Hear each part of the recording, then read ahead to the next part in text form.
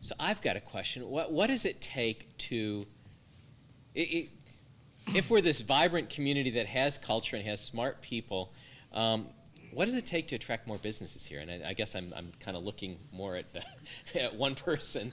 But what does it take? I wish I knew. Well, you know, it's interesting listening to Mark.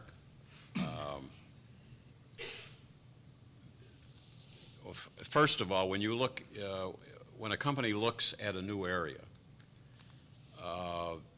the first thing they look at is what is the tax burden?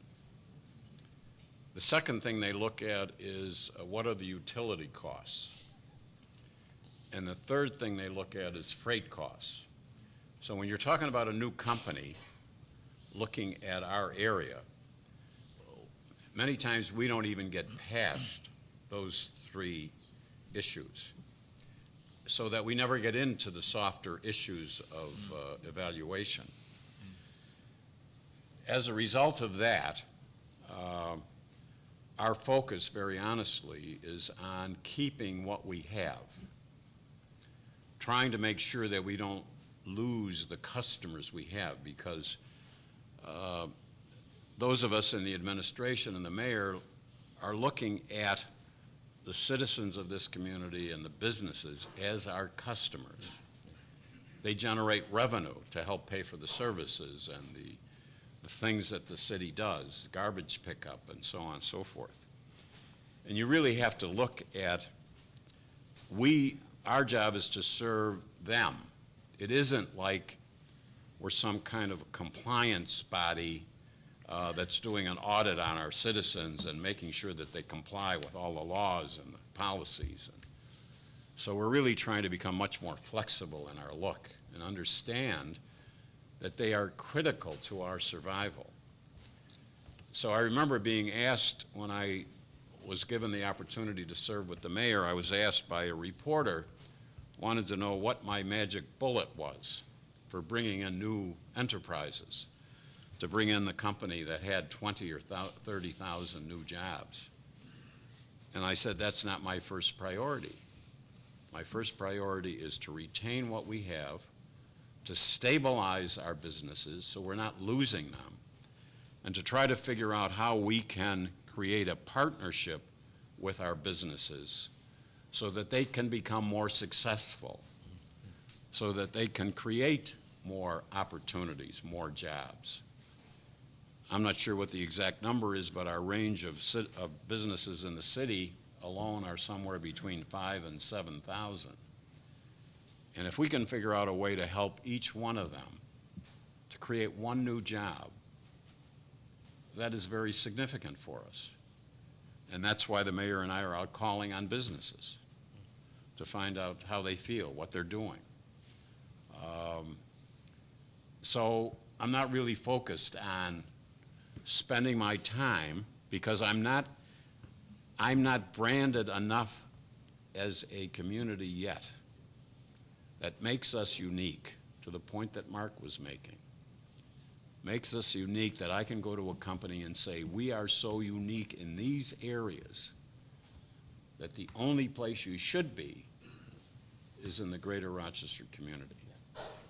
So we are far from that yet. But on the other hand, I believe we can convince those who have lived here for a while, because they already understand some of the softer issues of value of being here, that we can convince them to stay and to grow here and to be better here. Now I've got a question related to that. Obviously, we're focused on certain industries where we think we've got a constellation of companies now, and we've got some expertise in our universities, some research programs.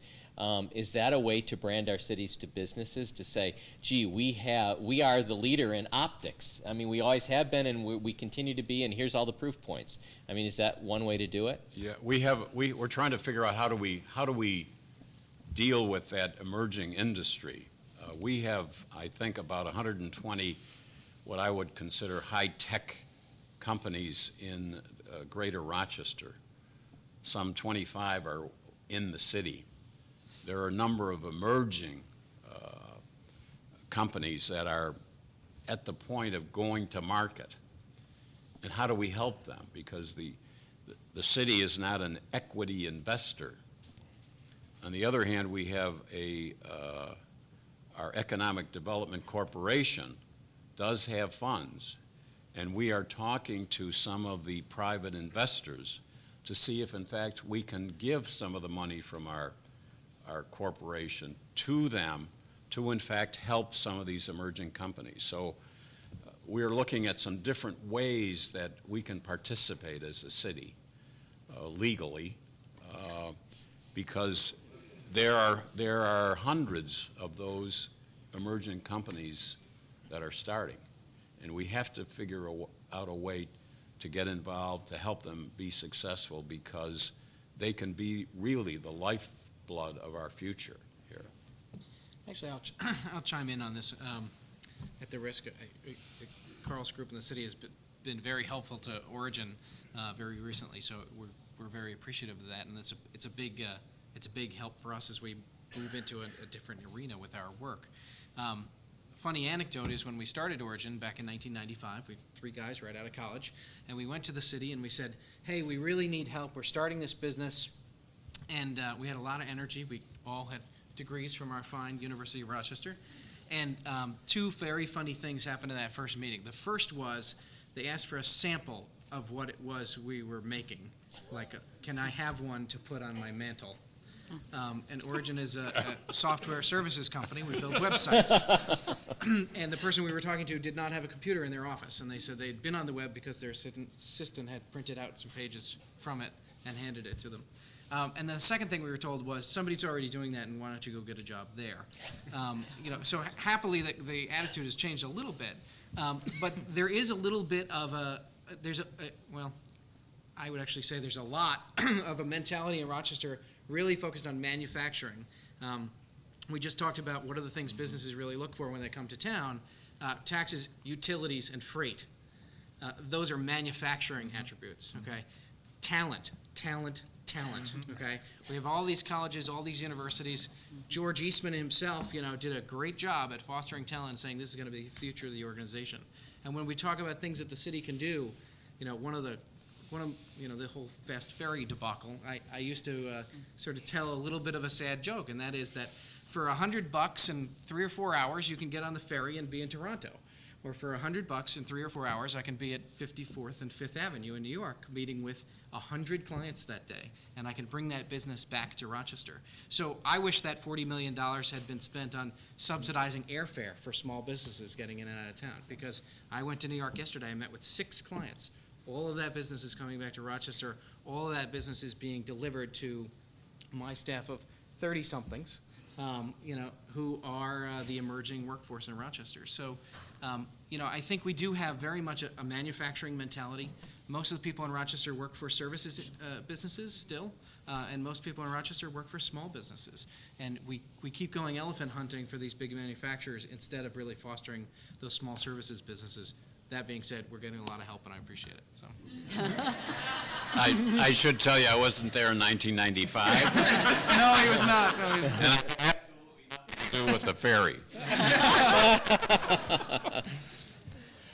But yeah, that's the thing we keep hearing is this theme of manufacturing, this theme of Right. some big solution That's the rather transition. than a lot of little things. It's like going from a hard copy newspaper to getting your news in other ways. Mm-hmm. There's a transition, and people don't get their news every morning at 7 o'clock every day now the way they used to.